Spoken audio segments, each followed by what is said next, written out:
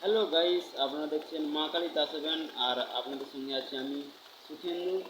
তো আজকে চলে এসেছি এফএল স্টুডিওর মাধ্যমে আপনারা কীভাবে ডিজে বানাবেন সেগুলি আপনাদেরকে দেখাবো এবং আপনারা দেখে সেটা শিখতে পারবেন এবং পরবর্তী ভিডিওতে আপনাদেরকে লুপস এবং বিটস এবং ভয়েস ডিজে ভয়েস আপনাদেরকে আমি দিয়ে দেবো।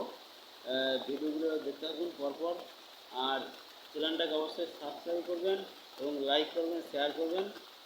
তো বন্ধুরা, সরাসরি চলে যাব মোবাইলের স্ক্রিনে।